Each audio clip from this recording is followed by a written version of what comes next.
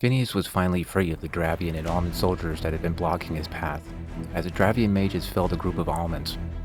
The common almond foot soldier gave the group room and he walked through that space, maintaining his invisibility. He scanned the battlefield for the royal guard Marcus. Unable to see the white and gold armor, his eyes were instead drawn to the body of a beast. A Dravian mage dressed in purple stood at the creature's neck. That's when he saw the white gauntlet, dagger in hand as it dipped and dropped. He saw the mage touch her side, and his invisibility wore off as he summoned a blast of wind that lifted her up and over the royal guard. She spun across the creature's body, landing on the opposite side of it. He walked forward, unsure of what she would do next. He looked at Marcus, hoping the guard was still alive. The little mage stood, unsure of what had happened. Then she locked eyes with Phineas. He pulled a ball of fire between his hands with a word and a pinch of sulfur. He heaved it at her. She reached out with her left hand as if she would catch it. It lit her hand ablaze, and she screamed. An orb of wind shifted around it, and the blaze was snuffed out. Phineas was shocked. He had never seen a magic spell spontaneously wink into existence like that. She looked at him, anger smoldered in her eyes behind the purple veil. She swayed her hands, and a ball of electricity formed. He saw the electricity form and began his own spell. She swayed again, and the ball flew from her middle and index finger as she aimed it at him. He threw his own electricity spell at her, and the spells collided, then sputtered into nothingness. The principle was relatively simple. Two opposing forces of the same or opposite elements would cancel each other out. It was a basic wizard defense against all forms of magic. Well, as long as you knew what elements the spell dealt with. The Dravian mage didn't seem to know that. Her eyes had gone wide under the veil as she stood rigid. Phineas pulled another pinch of sulfur out of the pouch at his waist. He flung it forward as he willed another ball of fire at the young woman. She dived out of the way this time, behind the beast's body. The flames raced across it harmlessly. This wasn't a wizard's tool. He wasn't even sure he could call her a mage. He was probably 6 years older than her when he first traveled to Riva Moat, the Mage's Academy, an independent city-state at the northernmost point on the continent. He left the academy, following his master, only 10 short years later. He was surprised that this pup of a mage knew as much as she did, but then, her magic seemed different from the learned magic of the hollowed halls of Riva. He rolled some salt crystals around in his hand as he waited for her to pop back up. She poked her head up, looking at him over the creature's massive thigh. He couldn't help but laugh at the absurdness as he held his hand up and spoke the words. The salt crystals flew off his hand and formed a column of wind like a battering ram. It hit her in the sternum, sending her flying backward again. She screamed and cursed in a language she didn't know as she rolled on the ground, clutching her chest. He watched her warily as he walked around the creature to face her. It was a shame to have to kill her. There was so much he wanted to learn, but it wouldn't be prudent to leave her alive. He pulled a tiny vial of water from his pouches. He aimed it at her as he spoke the spell. The vial broke and 4 little water droplets lifted above his hand. They froze and formed 2-inch-long needles. They flew at the young mage. She screamed as she lifted her hand. A dribble of flame lashed out and the needles disappeared into a puff of steam. She pulled herself onto her knees, and Phineas tried to hit her with another bolt of wind. A shield of light sprang up between them. The column of wind hit it and spread out round it harmlessly. A cacophony of noise sprouted from behind Phineas. An unnatural, unearthly howl echoed out behind him. It sounded like 1,000 swords had been swallowed by a tornado. Then 100 quieter howls joined it from across the battlefield. A shiver ran down his spine as the atmosphere of the midday field turned. Every combatant felt like the eyes of a predator watched them. Solomon watched the Dravian mages as he marched forward with his guard. They had not moved since they had ringed the one in the red robes, and had set up some kind of shield wall. 3 of the colorfully robed mages kneeled on their left knees. A 4th stood above the center one, holding her shoulders. A large shield of light stretched the length of the mages. It was an odd red color, obscuring what lay behind it in silhouettes that moved. It reminded him of a Kari peep show. His guard walked up to the wall, almost questioningly. They timidly knocked on it with their weapons. He sighed and ordered them to walk around it as he walked towards the wall himself. He pulled his short sword into his hand and aimed it at the standing center mage's face. He lifted it back to swing, and the mage pulled her kneeling friend back, breaking the magical wall. The wall's fall revealed the rest of the mages. Dancing, directly opposite of him stood the mage in red. They seemed to be leading the group in some sort of ritual, but their motions ran opposite, quick jerking hand motions compared to the fluid dances of the other witches. 4 armored Dravians stood at the front, as the mages of the impromptu shield wall rolled back. They stood threatening with stolen short spears, not looking to score a hit, just hoping to make an almond think twice. The mages of the shield wall fired off magic as they rolled behind the guards. The various magics bounced off Solomon's royal guards. He had spent almost his entire force of magic wielders on the temporary enchantments, and he suddenly felt vindicated in the decision as a bolt of lightning skidded off his armor. He pulled his shield high, preparing to charge when the Dravian mages stopped dancing. The mage and Red's hands met, their fingers moving quickly in a series of dizzying motions. Something about the motions brought a memory to Solomon. The tattoo on his hip burned in recognition. He heard a name whispered in his ear, Cathalion. Something about the name was visceral to his subconscious, and a flood of terror ran over him. The mage in red finished the hand motions, and the red robe lit up like a bonfire as the witch spontaneously combusted. A creature emerged from the sands of Dravia, pulling itself to a magical circle on the ground with long clawed paws. It looked like a mutated sandwolf. The name Cathalion rang in his head again, and he suddenly remembered the real name for the creatures known as sandwolves, the spawn of Cathalion. It stood easily twice the size of a sandwolf. Instead of the normal gray mane, it was a vibrant yellow. Stripes in the same shade ran across its dark gray skin. Thorn-like spines ran up and down it. Two swept-back horns jutted out from in front of its ears. The normally fleshy nose was peeled back, red, bloody, and skeletal. It thrashed as if it was bound in chains, shaking and pulling. The mages still stood around it in a circle and moving, their eyes closed. It continued to struggle until one of its 8 beady eyes caught Solomon in its vision. It twisted to face him, taking him in with all of its eyes. It seemed to chortle out a piping metal sound, and then it went rigid. It ran at him. He prepared to block it as Valerie grabbed him and yanked him back. It jumped over the top of both of them. Now standing in the middle of his guards, it let out a heart-stopping howl, like the sound of 1,000 swords being bashed into each other. Howls greeted it in an all-too-eager choir. Solomon looked back to the mages as they fell to the ground exhausted, except for one. He stood there at the center of the mages, badly burned, disfigured, and naked. The Ender, Wolf, his tattoos flashing between an orangish red and a cold black. Wolf hoped the thing could be slain. Cathalion shouldn't be walking among the denizens of the material plane. It was one of the lesser primes of... He didn't know what he was thinking. Words rushed through his head. He questioned which were actually his own. He watched the thing, Cathalion, tear into the royal guard. It seemed to be watching Solomon as it did so. It kept a healthy distance away from the Ender as it ripped his guard apart. Solomon didn't watch the beast. His eyes were locked onto Wolf. Wolf said to no one in particular in a serious tone, "Get the tired witches out of here. Run for your lives." The guards that were left standing and the witches that shielded him rushed to obey his command. Or perhaps they rushed to save their own lives. Wolf wished them the best of luck, but he was unsure how they could make it. Sandwolves, Cathalion spawn, ran to and fro, slaying indiscriminately as they went. Cathalion's orders were clear. Kill everything. Eat later. The two Enders eyed each other through the chaos. Wolf waited to see what Solomon would do.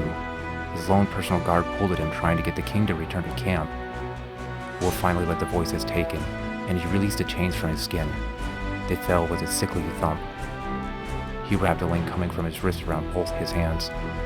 The middle of the chains looked a deeper red. Steam ran off them as he ran at Solomon, raising his right arm. Solomon pushed his guard to the side as he raised his shield. Wolf slapped his shield with the chain in his raised arm, then he slipped to the left side of it. He punched the king in the face with his left fist. The king's helm tinged and Wolf's knuckles came back bloody.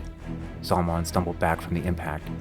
His guard stepped forward and smacked Wolf bodily with the large tower shield she wielded. He fell backward. The blow knocked him flat and the air out of him. He rolled to his feet sloppily, trying not to burn off one of his limbs. Solomon regained his composure and launched himself at Wolf. Wolf watched the guard pull her spear off her back as he slapped the chains at Solomon, trying to keep him at a distance. Something caught his attention, the blonde girl, as Solomon closed in on him. He barely dodged a short sword thrust, and he riposted by kicking Solomon's knee with all his force. A dreadful pop sounded, and Solomon grunted in dissatisfaction. Wolf had used that move in the fighting pits to shatter opponents' kneecaps, but the thick metal armor must have absorbed the mass of the impact. Or maybe it was the fact that he no longer had shoes on. Wolf used the opportunity to back away from Solomon, and his guard closed in, spearing at him. Wolf dodged into the spear and slashed out with his left arm. The chain sailed through the air, cutting the spear in half. It traveled through the guard's helm, blinding her. She didn't scream. She lashed out again with the broken spear. Wolf smacked it aside as he wrapped the length of the chain up his right arm. He had to jump to hit her in the chest, where her heart was, where it had been. He pulled his hand back and Solomon screamed. He hobbled at Wolf, swinging wildly. Wolf shook the chain on his right arm loose and lifted it to, once again, swing at the king and enter. Lolander held the shield spell up as a column of wind hit it, and a second later, a horrendous howl rang out, followed by the sounds of hundreds of smaller howls. The two casters' eyes never left each other as a stampede of heavy footfalls landed around them. Sandwolves rushed past the duo as they contemplated their next moves. Lolander's left hand stung furiously from the burn she had sustained earlier. One of the first spells a young witch was taught was how to summon a ball of fire, and it was a common game among them to toss that spell to one another. How she failed to catch this almond mage's shocked her and bruised her pride along with burning her hand. The way he had managed to snuff out her lightning spell, maybe almond mages were masters of the elements after all. She watched the black robes carefully as she clung onto the shield spell, her strength waning. The almond mage pulled something from a pouch on his hip, and a column of flame roared to life in the mage's palm.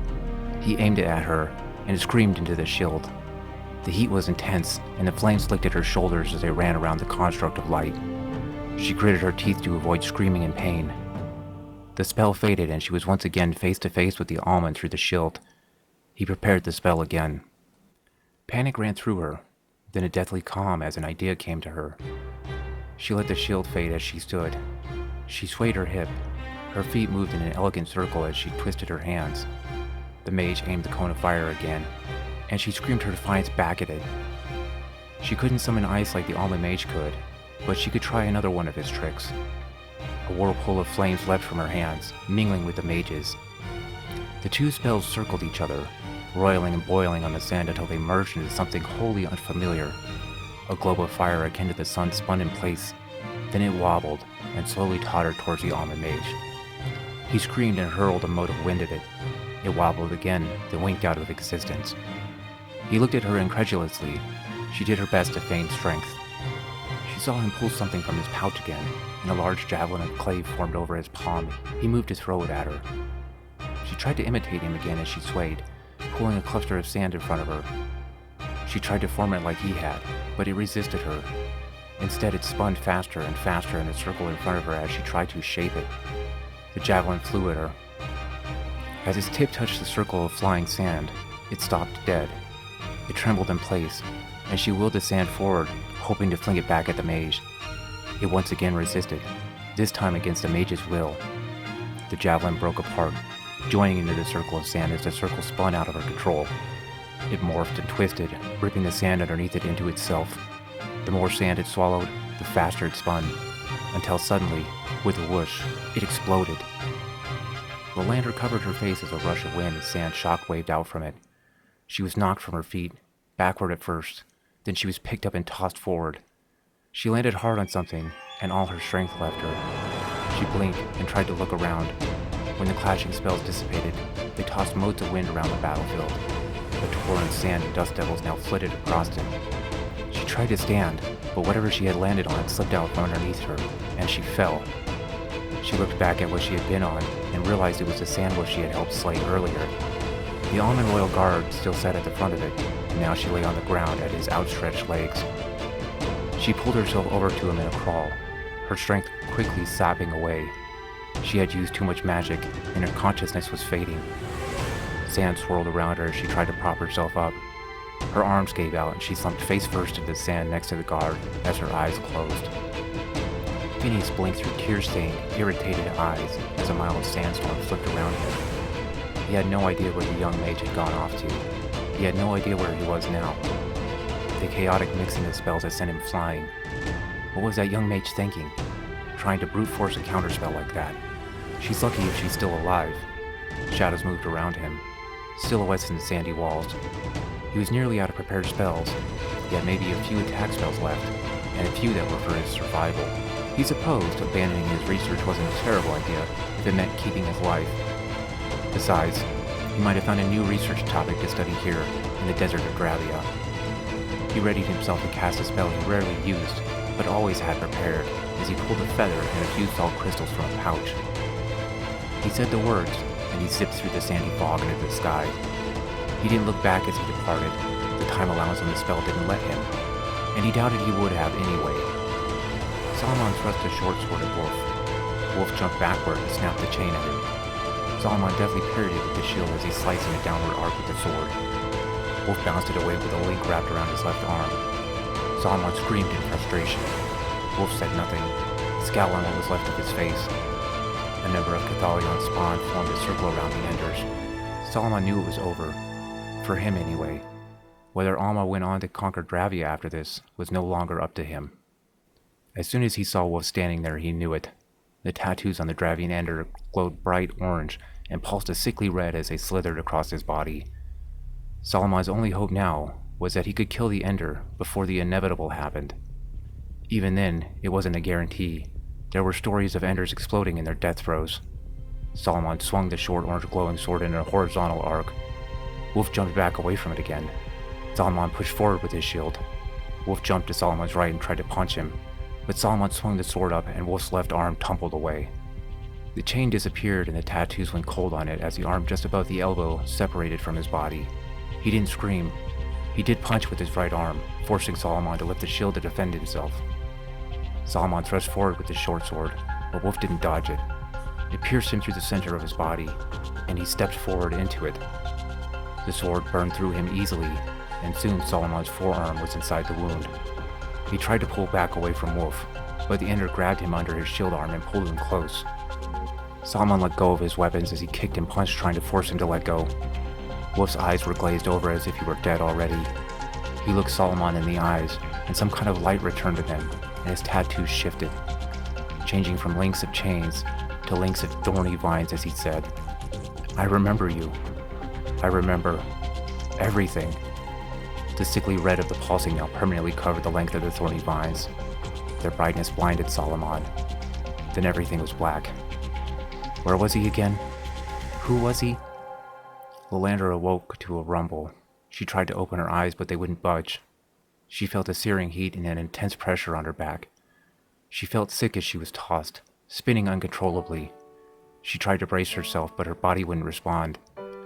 She crashed into something, and then something heavy smashed into her back. She became entangled with the objects as she spun. Something hard and sharp pressed into her cheek, tearing it open. She felt the blood trickle down her face as she came to a rest. She once again tried to open her eyes, to move, but it was no use. She didn't have the strength yet to do either. She felt herself drift out of consciousness again, and she fell into a deep sleep. She woke up much later.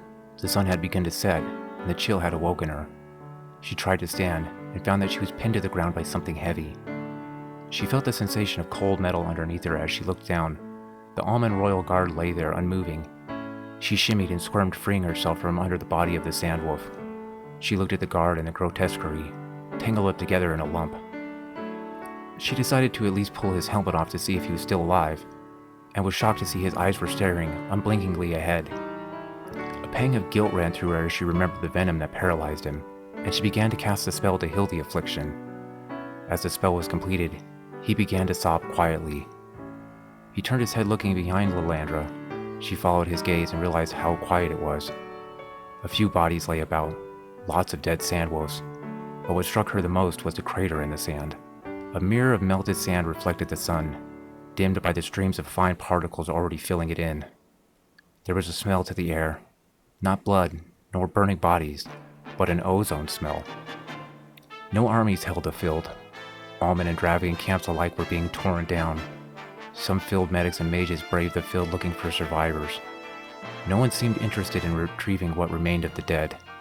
Almond soldiers milled about their camp, unsure of what to do. Dravians broke down their camps and scattered into the desert to return to their clans. She looked to the Almond soldier again. "What do you want to do? We can't stay here long," she said. Caled sat next to Leah in the witch's covered canvas wagon as he picked through Wolf's journal. It had held a secret to open the lockbox he had given him and Leah. Caled was unsure where it was. He scrawled through the pages, which, at first, were organized thoughts directly from the living god's head. They quickly turned into disjointed recollections. Sometimes the pages were in a different language entirely, or the writing was smeared and so archaic that Caled had a hard time deciphering them. He had turned to Leah many times during the travel so far, trying to discuss his findings or lack thereof. but she shushed him in an effort to maintain the illusion of their shared vow of silence. They had heard Sandwoods out in the distance multiple times, and the caravan of covered wagons seemed to be marching along as quickly as it could. The air in the wagon hung thick with dirt, palpable tension and silence. He turned once again to Leah, the journal in his hand. She had had no interest in looking at the book, and the times he had tried to hand it to her, she had gently pushed it back to him. So this time, he didn't bother to try. Before he could say anything, she raised her hand to silently shush him again, but before she could, a roaring sound echoed out from behind the wagon. A rush of hot air rocked the wagon, and then, with a whoosh, it brought a torrent of sand that assailed the caravan. Then, silence. All the eyes in the wagon looked behind them, towards the long-departed battlefield. No one there could see it from this distance. No one there could see past the camels that led the wagon behind them, but they all looked. No one wanted to break the silence that had torn the old one asunder. Caleb bound the journal the way that Wolf had before he had handed it to him.